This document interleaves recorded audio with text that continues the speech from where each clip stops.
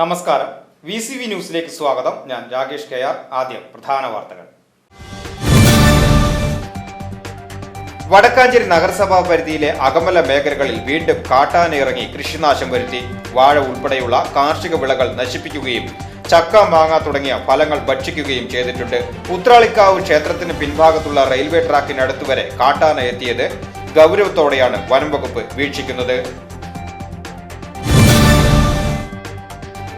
വാണിയംകുളം പനയൂരിൽ പന്നിക്ക് വെച്ച വൈദ്യുതി കണിയിൽ നിന്നും ഷോക്കേറ്റ് വീട്ടമ്മയ്ക്ക് പരിക്കേറ്റ സംഭവത്തിൽ മകൻ അറസ്റ്റിൽ. ആറമ്പറ്റ വീട്ടിൽ മാലതിക്കാണ് ഷോക്കേറ്റത്. മാലതിയുടെ മകൻ പ്രേംകുമാറിനെയാണ് ഷൊർണൂർ പോലീസ് അറസ്റ്റ് ചെയ്തത്. പോലീസ് സ്വമേധയാ എടുത്ത കേസിലാണ് പ്രേംകുമാർ അറസ്റ്റിലായത്.